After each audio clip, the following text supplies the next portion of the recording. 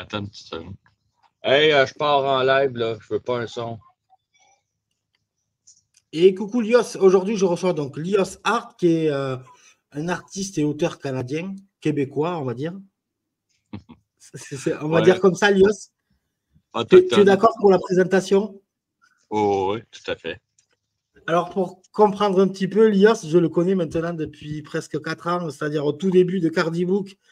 Vraiment au tout début, fait partie des gens qui ont aidé aussi Cardibook à être un peu international, à connaître des auteurs, voilà, un petit peu tout le monde, à se faire connaître aussi.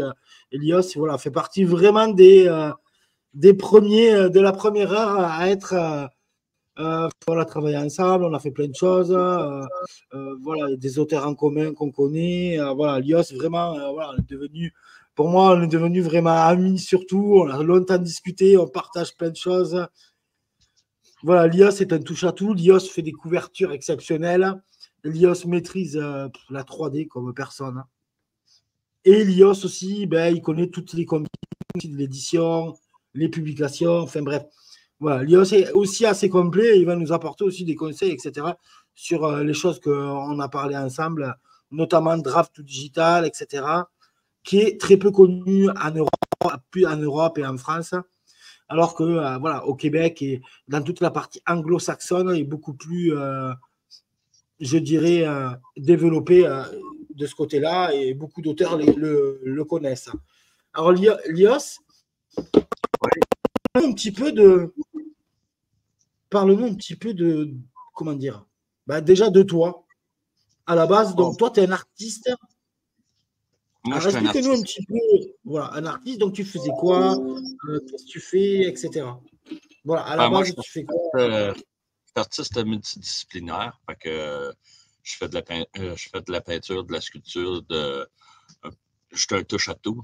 De l'écriture, de la poésie, des couvertures digitales autant. Je fais plus beaucoup de manuels. Le temps me manque. Fait que le manuel, ça prend beaucoup de temps. Fait que en soi, je fais des couvertures.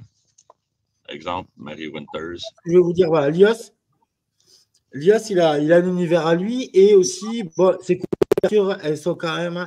Alors, ça dépend de l'univers que vous avez en tant qu'auteur, mais c'est des réelles couvertures voilà, professionnelles, je dirais. Parce qu'il y a une qualité de graphisme, il y a des couleurs. Lios, il y a toujours quelque chose d'assez, je dirais, innovant. Et voilà, si un jour vous avez envie de travailler avec un graphiste, un artiste, je dirais plus, artistique que graphiste, Lios, voilà, il maîtrise parfaitement la 3D, il fait vraiment des couvertures assez géniales avec des effets, surtout en 3D. Donc, c'est fait partie des graphistes que je peux moi, que je conseille dès que je peux. Voilà, vous voyez, il fait de tout. Et voilà, c'est vraiment. Voilà, les couleurs, moi, ce que j'adore chez Lios, c'est les couleurs. Il y a toujours des dégradés, de la fumée, des choses, et il fait ça sur plein d'ambiances différentes. Donc après, Elios, il est très ouvert et il parle avec la personne aussi pour savoir exactement ce qu'elle veut aussi. Et lui, il vous proposera des choses assez sympas. Voilà pour la partie présentation de notre ami Lios. Et alors, Lios, maintenant, parle-nous un petit peu, comme j'avais fait un article de blog, là, tu sais, il n'y a pas longtemps, sur Draft to Digital. Explique-toi un petit peu, parce que c'est comme on disait, en France, c'est assez méconnu. Et chez toi, là-bas, au Québec, la partie anglo-saxonne, etc., c'est quelque chose de connu chez les auteurs, non? Je te dirais au niveau anglophone, c'est connu. Au niveau francophone, ça fait juste commencer également. Draft to Digital, c'était Smashwords à l'origine que j'étais dessus, mais ça a été acheté par Draft to Digital là, à peu près un an. Puis là, c'était après faire la conversion d'une plateforme à l'autre. Smashwords continue à fonctionner, mais sous Draft to Digital. Ce qui j'aime bien gros, c'est que à la base, je prenais ça pour mettre mes documents Word. Il y a une façon de formuler ces documents Word, puis après ça, de le transférer en EPUB ou e-book que je mettais sur Amazon. Fait que je m'évitais tout le travail de faire la programmation, le ci, le ça. Ça se faisait quasiment instantanément. Ça mettait mes livres également sur Apple Store, Google Store, Kobo adulte et autres. Tout d'une shot. Là, ils ont rentré Amazon également. Fait que tu peux passer par là pour l'avoir sur Amazon en même temps. Moi, je préfère garder les deux plateformes séparées. Mais à cette heure, on peut vraiment aller sur cette plateforme-là et avoir quasiment toutes les autres plateformes en même temps. Alors après, on m'a posé la question il n'y a pas très longtemps. Au niveau de la fiscalité, ça marche comment? C'est chaque plateforme à la sienne? Non, c'est à cause que si tu passes par, mettons, par Draft Digital, c'est eux autres qui payent. Ça fonctionne du même principe. Si on veut que Amazon ou quoi que ce soit, au bout de 2-3 mois, tu reçois les royautés de ce que tu as vendu. Mais Draft Digital, c'est une troisième personne. C'est un lien entre toutes les autres plateformes qui, eux autres, payent Draft Digital, puis Draft Digital paye l'auteur. Parce que j'ai quand même 12. Voilà. Parce que je crois qu'il y a un pourcentage quand même que Draft Digital prend. Hein. Attention, il faut quand même le mentionner. Je ne sais pas si c'est pas 10%. Non, c'est comme un Amazon d'un sens. Ouais, bon. Mais ça voilà. Ça dépend des plateformes, ça dépend du prix que tu mets, etc. Parce que si on regarde, mettons, Smashwords, ça appartient à Draft Digital. Fait que c'est le pourcentage de Smashwords qui devient le même que Draft Digital. Mais Kobo, ça appartient pas à Draft D2D, on va appeler ça de même, c'est plus simple.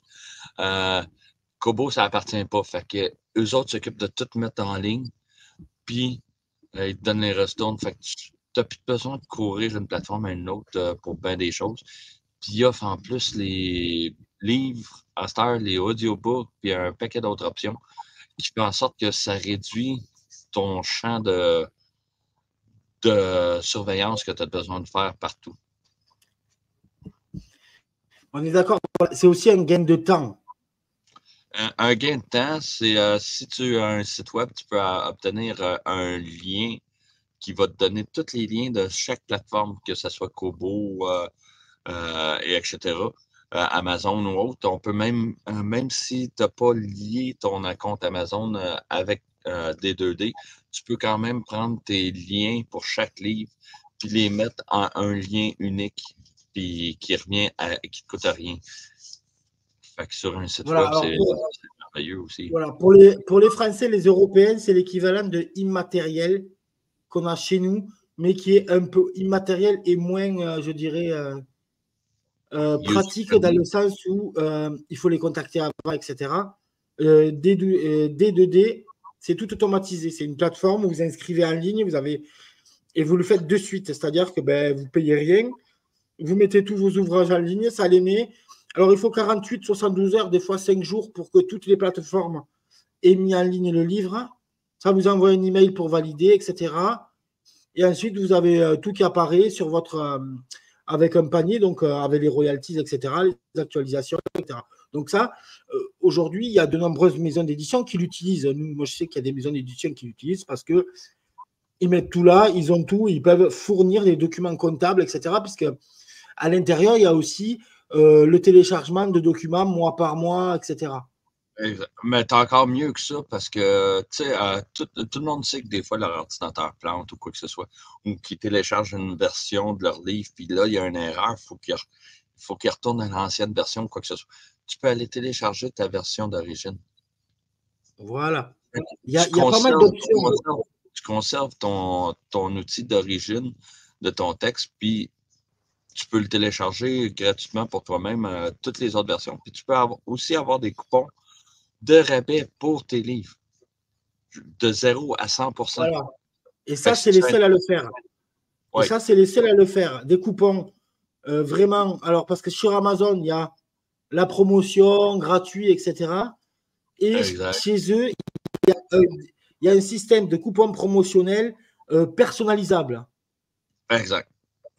Avec un lien, un seul lien. Avec un lien, et quand les gens ils vont sur toute leur librairie, n'importe laquelle, vous avez accès à ce coupon, en fait. Exact. Voilà. Et ça c'est génial. Ça peut être des coupons où ce que tu fais 100 tirages de ce coupon-là ou juste un. Fait que moi, quand je fais un Ouais, live puis je fais un livre physique, un e-book plutôt, je génère un coupon qui fait en sorte que le livre devient gratuit, mais je garde quand même un historique de tous les livres donnés ou vendus. voilà. Alors ça peut être intéressant pour les chroniqueurs, les chroniqueuses aussi, etc. Vous avez tout ce genre de lien, etc. Bon, voilà. Pour vous dire D2D, alors moi, j'ai aucun intérêt à vous faire. J'ai aucun intérêt financier. Hein. Je ne suis pas payé par D2D pour aller vous expliquer. Non. C'est juste que moi, le l'IOS non plus. En fait, c'est juste pour vous dire que voilà. Moi, ça fait 4 années qu'avec Cardibook, je développe plein de choses que je connais. Beaucoup de monde maintenant, notamment au Québec, des auteurs en Angleterre, en Allemagne, des auteurs même en Algérie qui participent au salon. Et ça permet aussi de connaître d'autres services. Tu vois, comme avec l'IOS, on a souvent échangé. Il m'a fait connaître des trucs. Moi, j'ai fait connaître d'autres choses, etc. On s'est souvent échangé des trucs parce qu'aux États-Unis, notamment, bon, je dis aux États-Unis, la partie anglo-saxonne et notamment la partie francophone, donc le Québec, etc., parce qu'on se rend compte qu'il y a une grande différence entre vous au Québec, où vous avez quand même comment dire, une influence américaine, tu vois, anglo-saxonne dans l'ensemble. Ben, Mais c'est qu'ici, on parle, certaines places, on parle à moitié anglais. Puis on a accès à des outils anglophones. Puis le marché voilà. anglophone littéraire est beaucoup plus vaste que celui francophone. Fait qu'il développe plus d'outils. Puis c'est après s'ouvrir, mettons, sur le marché francophone également. Voilà. Mais après, avec oui. pour les francophones, avec D2D, clic droite, avec Google Chrome, traduire la page, c'est fini. Il n'y a plus de, tu vois. Enfin, c'est pour expliquer que aujourd'hui, ce site-là, il travaille sur toutes les plateformes internationales, la France, l'Angleterre, etc. Mais c'est surtout que d'un livre, vous allez pouvoir le publier, mais ultra facilement partout. Et voilà. Après, voilà, comme j'ai dit, moi, je ferai même un tuto dessus, vidéo, pour expliquer aux gens comment ils peuvent gérer tout ça. Parce qu'aujourd'hui, ça ne sert plus à rien d'aller, même si vous n'avez pas de maison d'édition, etc. Ça ne sert plus à rien, puisqu'en fait, vous avez accès aux mêmes outils professionnels que les éditeurs, en fait. Parce que D2D, ça fait partie d'outils que des éditeurs, des grandes maisons d'édition utilisent pour leurs auteurs, pour la diffusion et distribution de livres numériques et papier, en fait. Donc, Moi, en je fait, dirais que l'avantage, c'est que tu n'as pas d'inventaire à faire comme les maisons d'édition. Les maisons d'édition, souvent, ont besoin d'un inventaire. Mettons qu'on veut rentrer dans une bibliothèque, il faut que tu envoies tes livres. Ils sont même pas vendus à la bibliothèque parce que la bibliothèque ne les achète pas. C'est tout en consigne. Voilà. Fait que si les livres sont maganés, ça sort de ta poche. Puis ils se conservent un gros 50%, mettons, on regarde Renaud-Bré, c'est 50% du prix du livre qu'ils gardent dans leur poche en partant, puis ils ne t'achètent pas tes livres. Puis si tes livres ne se vendent pas, ben, ils te renvoient après X nombre de temps. Fait que c'est tout le temps de l'investissement qui ne te rapporte rien nécessairement. Et puis aussi, alors, tu as commandé déjà des livres sur Draft2Digital, toi? Des livres physiques? Non, pas encore, parce qu'en tant que tel, je ne me suis pas inscrit pour ce qui est du côté physique. Moi, c'est juste D2D, je m'en sers exclusivement pour le côté e-book. Parce que je passe par, mettons, Amazon, je passe là parce qu'ils sont pas chers. Sont internationaux. Ouais. J'ai quand même Lulu, qui est une autre plateforme pour les hardcovers, que je passais par là, surtout durant le COVID, parce que les hardcovers sont expédiés pas mal plus rapidement qu'Amazon. Alors, explique-nous hardcover, les couvertures dures. Oui, couverture rigide comme ça. Là. Voilà, c'est ça. Hardcover. Non, voilà, parce que des fois, c'est softcover. D'accord, ouais. Softcover, chez nous, c'est le softcover chez nous, on va dire livre de poche. Relié ou broché, quelque chose comme ça. Ouais, voilà, livre broché, tu vois, le classique, la couverture souple. Et chez nous, ouais, je ne sais pas comment on appelle ça, ouais, les couvertures rigides. Donc, hardcover, voilà, c'est ça. Et donc, voilà, toi, tu passes donc par Lulu, après Draft Digital, vraiment pour la diffusion et distribution des livres numériques. Bon, voilà. Parce qu'il faut Lulu sont dispendieux au niveau de pour les vendre parce qu'ils se gardent une très grosse cote. Mais quand ils vendent sur leur site, tu as une grosse cote de retour. C'est comme s'ils les vendent ailleurs, ben, t'es mieux de les mettre cher en Montadie, par exemple, pour avoir quoi que ce soit. Par contre, si tu passes par Lulu, tu vas te retrouver chez Walmart. D'accord.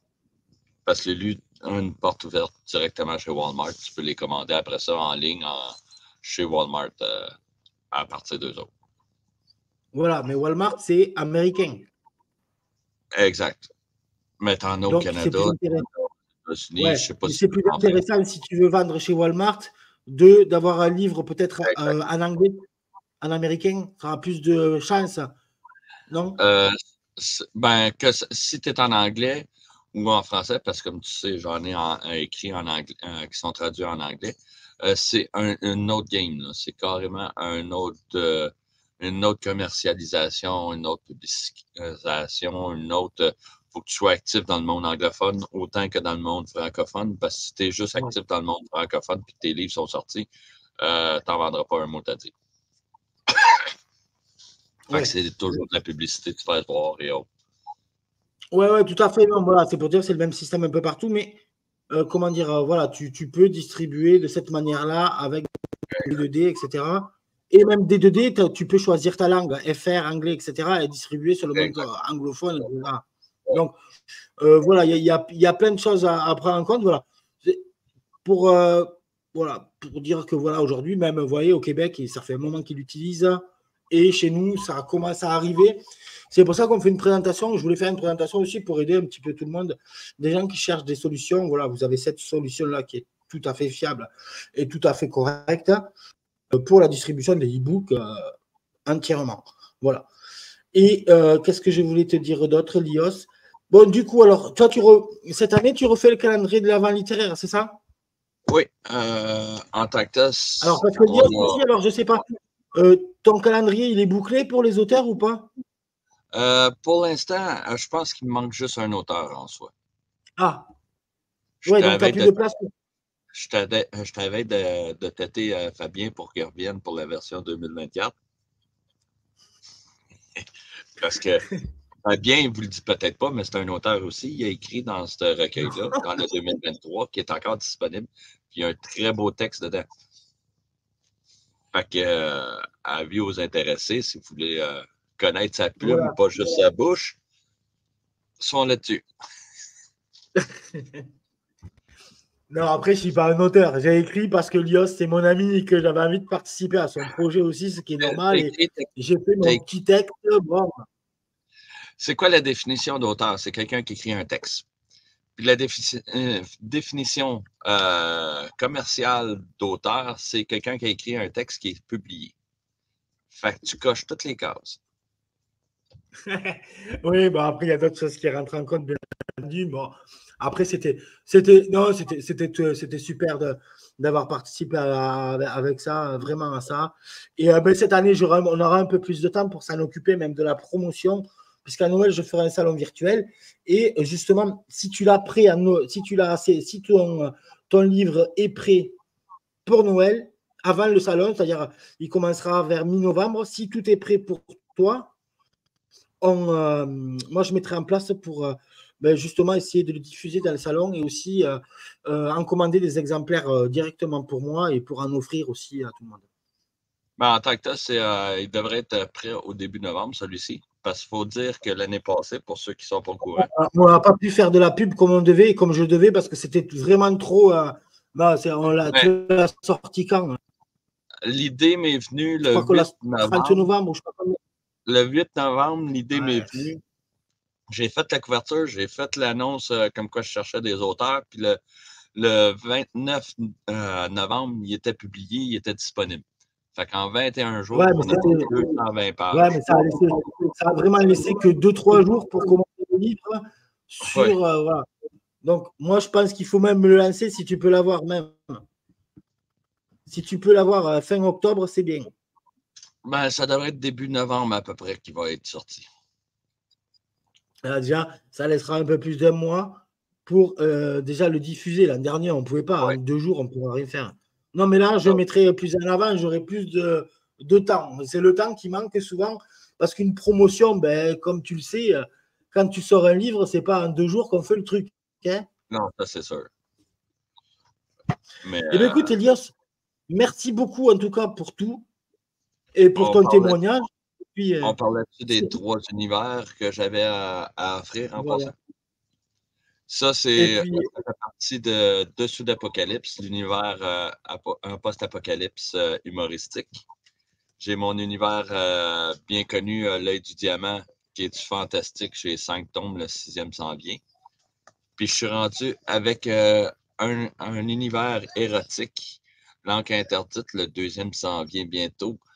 Puis j'ai un manuel pour couple qui sort la semaine prochaine également. eh bien, en Ça, tout cas, c'est. bravo pour tout ton projet. Et bien, merci beaucoup, Elias, pour nous avoir expliqué un petit peu Draft to Digital, ce que tu fais, ton univers. Et puis, du coup, ben, tu sais très bien, hein, on se parle toujours. Et puis, je ne manquerai pas à promouvoir ce calendrier cette année à Noël qui, me semble-t-il, va cartonner. T'inquiète pas. D'accord. Fait que passe une belle soirée. Merci beaucoup. Merci, toi aussi, Elias. Bye.